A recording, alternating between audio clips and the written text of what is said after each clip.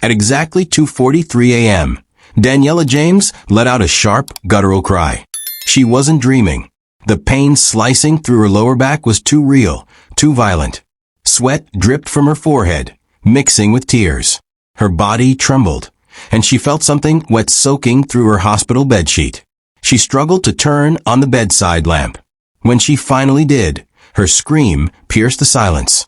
Blood. It was everywhere, thick and dark, flowing down from her stitches. Her lower back was swollen, her thighs stiff. Her vision swam. Jesus, Jesus, Jesus, she sobbed, trying to crawl to the edge of the bed. Just 6 days ago, Daniella had checked into a luxury body sculpting clinic in Lekki, chasing curves, confidence, and visibility.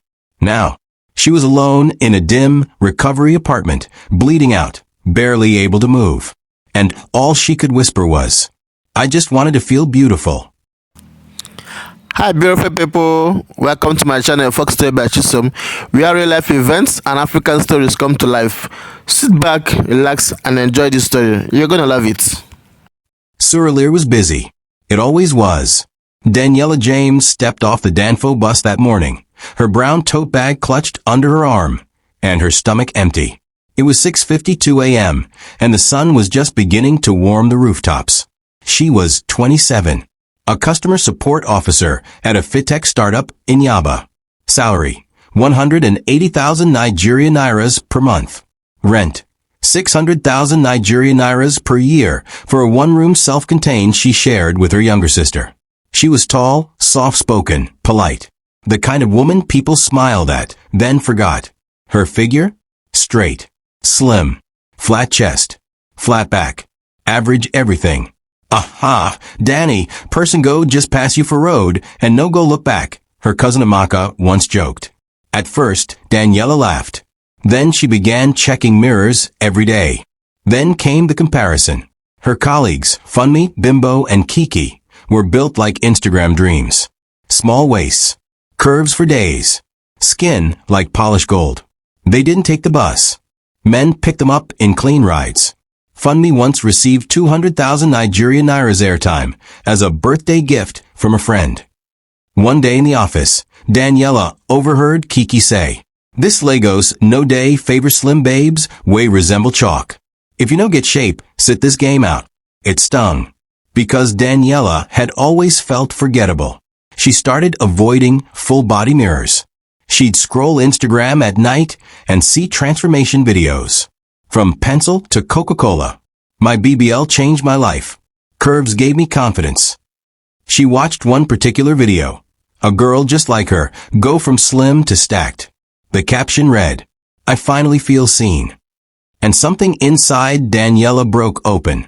That night, lying under her fan in her dim room in Surulere, Daniella whispered to herself, "I'm getting surgery.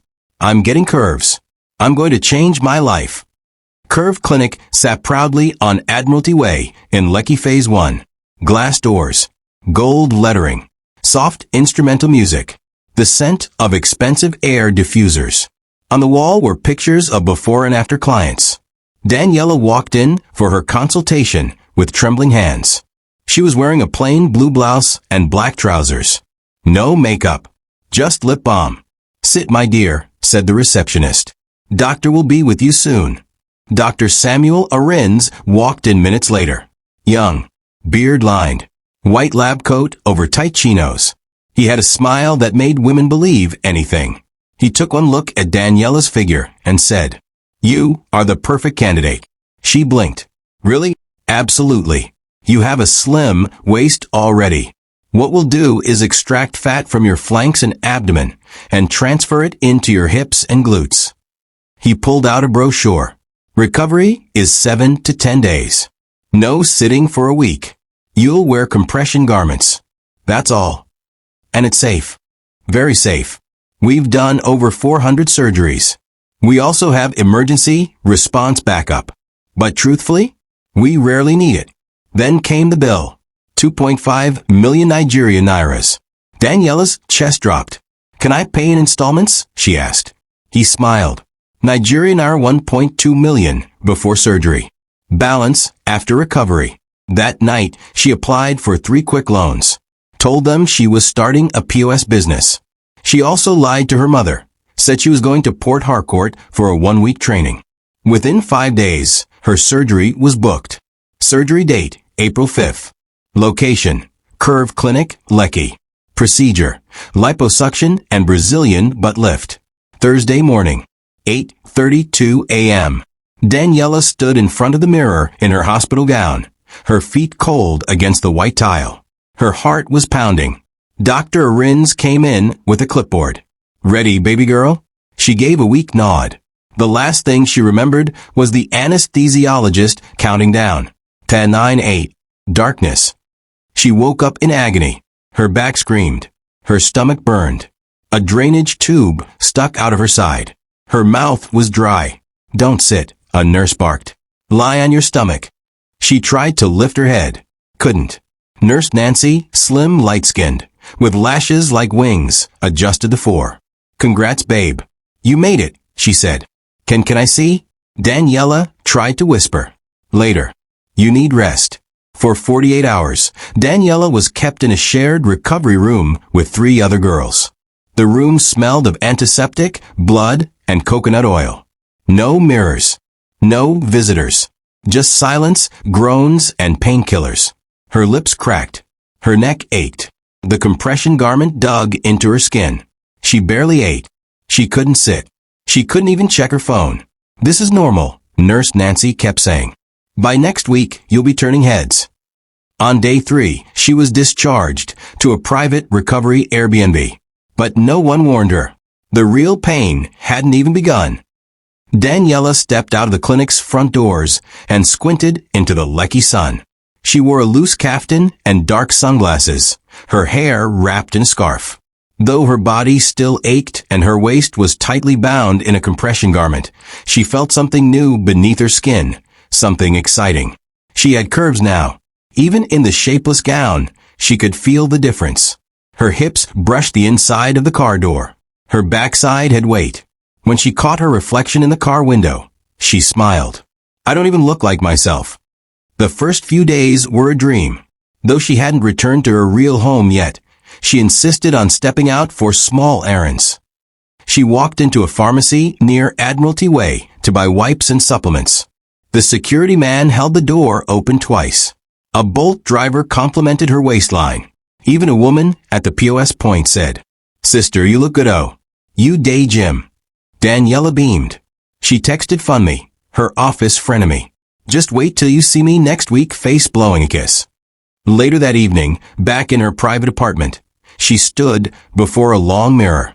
She removed her wrapper, peeled off the outer layer of her garment, and turned sideways.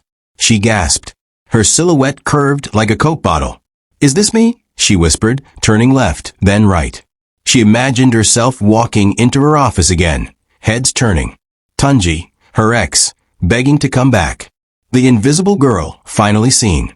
She slept that night smiling, stomach down, as instructed, dreaming of red dresses and viral pictures. But on day 4, something changed.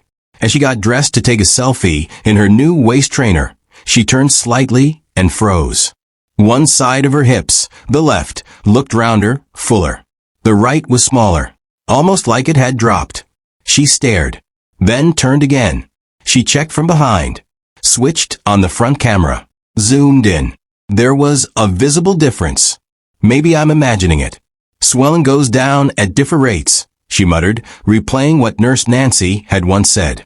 But by the next morning, it was worse. Her left hip was swollen, hot, slightly red. The right had begun to sag. No. Panic gripped her. The dream was cracking. That was the morning she packed her things and moved into the shared recovery Airbnb, where things would go from bad to much worse. Daniella had imagined her recovery as difficult, but nothing prepared her for this. The Airbnb was a 2-bedroom flat in Jakande, Lekki, advertised as post-surgery friendly. But when she arrived, the building was cracked, the compound muddy, and the inside smelled like damp wood and expired dental. She shared it with 3 other girls recovering from the same clinic. One of them, Kamsi, had just removed her stitches. Another, Bola, was still leaking fluid through her dressings. There were no nurses staying overnight, only a visiting assistant who came every afternoon with medication and gloves. There was no generator, no standing fan, no clean towels. It's normal, Jer. Just 1 week of pain and you'll be snatched, Bola said, grinning through her own agony. But Daniella was not okay. She couldn't sleep. She had to lie face down every night. Her lower back throbbed. The compression garment pressed against her wounds. Every few hours, she'd have to drain thick, dark fluid into small plastic bags attached to her sides. She gagged every time. By day 2, her painkillers weren't working. By day 3, she started hallucinating. She saw flashes of her mother, her old life, heard whispers, felt heat crawl up her spine like acid. Her bandages were soaked with blood. She called Nurse Nancy. My sides are swollen. It's hot. The drainage tube is blocked. I'm not feeling well. Nancy responded with a voice note. You're fine, Jer. Just drink plenty water. Your body is adjusting. Don't stress. Tomorrow, I'll bring antibiotics. But tomorrow was already too late. April 10th, 1:14 a.m. Daniella woke up shivering. Her throat was dry. Her stomach cramped. Her body was on fire. She tried to shift and felt something warm trickle down her waist. She pulled her arm around slowly and touched it. Thick, sticky, wet. She turned on the light with shaky fingers, and what she saw made her scream. Blood. Not spotting. Not stains. Soaked. Her bedsheets were maroon. Her drainage site had burst. The swelling on her lower back had torn open. Blood pooled beneath her. Her hands trembled as she tried to crawl to the floor. The other girls came rushing in. Jesus. Kamsi screamed. She's bleeding. Bola gasped, running to get her phone. Daniella couldn't move. Her vision blurred. Call Uber. Now, one of them yelled.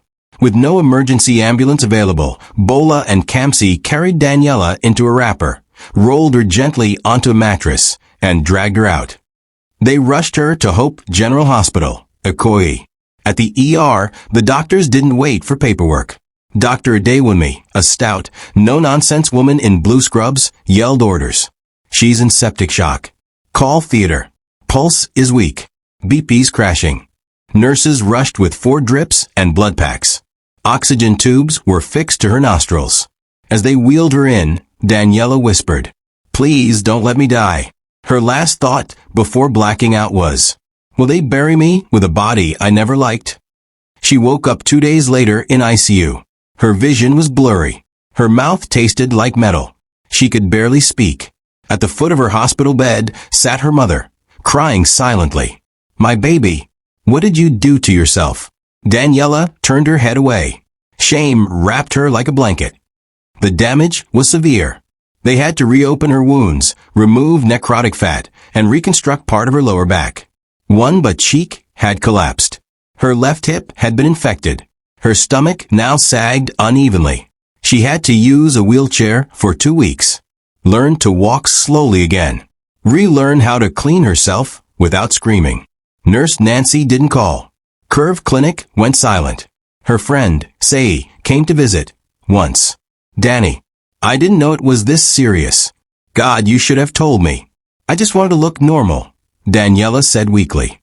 When her hospital photos leaked, someone from the Airbnb had posted them anonymously. Twitter had a field day. She trended for 48 hours. Nah, so she won't get Nyash. Now she get flat tire. Another Slay Queen fall for Lecky Trap. Vanity upon vanity. Now she looks like accident victim. Her boss sent an HR letter. Due to extended absence, your role has been reassigned. Her loan app sent daily threats. Her ex, Tunji, posted meme. A flat tire beside a birthday cake with the caption. Choose wisely. Life has no control plus Z. She cried for 2 nights straight. One night, she found a blade in the bathroom cabinet. Held it to her wrist. But her mother barged in just in time. If you die, Daniella, what do I have left? And for the first time since the surgery, Daniella broke, loudly, messily, sobbing on the cold tiled floor of her hospital room. I just wanted someone to see me. 2 months later, Daniella James stood in front of her bathroom mirror, wrapped in a faded towel. She was thinner now, her cheeks hollow, her skin pale. The scars on her back were red and jagged. Her stomach drooped a bit from uneven lipo. Her hips were misshapen, one side fuller than the other. Her butt looked sunken. She hadn't worn jeans in weeks. She stared at herself and cried. Not for how she looked, but for how far she had gone just to feel seen. Her mother knocked gently. "Danny, eat something." "I'm not hungry." "You've said that every day this week." Silence. "You survived. That means something." That night, Daniella opened her old journal. It had drawings from secondary school, notes from university, old dreams. She flipped to a blank page. She started writing. "I went to get curves because I thought they would fix me. I wanted to walk into a room and finally matter. But the truth is, I didn't need a new body. I needed a new heart, one that loved me." She began writing daily. She joined an anonymous Telegram group for women recovering from cosmetic surgery trauma. She read stories, commented, listened. One girl messaged her privately. "I had mine done in Turkey. I got infected too. I have 3 scars on my thighs. I can't tell anyone, not even my boyfriend." Daniella replied, "You don't need to hide. I see you, and I understand." That night, for the first time in 3 months, she slept without waking up from a nightmare. One morning, Daniella woke up, cleaned her room, bathed slowly, wore a brown Ankara dress, and sat in front of her cracked Technophone camera. She took a deep breath and pressed record. No makeup, no filter, just her voice. "Hi, my name is Daniella James. I did a BBL in Lagos. It went wrong. I almost died. And this is what they don't show you on Instagram." She talked for 12 minutes. About the pain, the pressure, the depression, the regret. She ended the video with, "If you're thinking of doing it, please take a breath. Ask yourself why. And make sure it's not because you're trying to earn love with your body. I tried that, and I almost paid with my life." She uploaded it to YouTube. Went to bed. When she woke up, the video had 22,000 views. Comments poured in. "This made me cry. Thank you for being brave. I booked mine for next month. I just canceled it.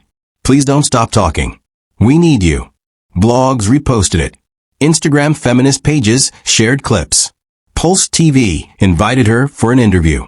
Soon after, TV host Ibuka reposted her with the caption, "Courage looks like this. Scars and all." She started a blog, The Real Body Diaries. Then a podcast, Unfiltered with Daniella. She was invited to speak at Unilag, Covenant University, and even on Channels TV. She became the face of a campaign called #HealingIsHot, sponsored by a women's NGO. 1 year after her surgery, Daniella stood on stage at Musen Center during a women's empowerment gala. 600 women in the crowd. Cameras. Lights. She wore a long green gown that showed a faint scar on her back, and she didn't hide it. "I went searching for curves, but I found something better, courage." The room rose in applause. Some cried. Some clapped with both hands and hearts. Moral lesson. We live in a world that convinces women their worth is measured in inches, waist, hips, thighs. But beauty without peace is bondage. Surgery without purpose is pain. And chasing love through your body can cost you your life. You are enough. You were never invisible. Don't die trying to be seen by people who don't even know how to love themselves.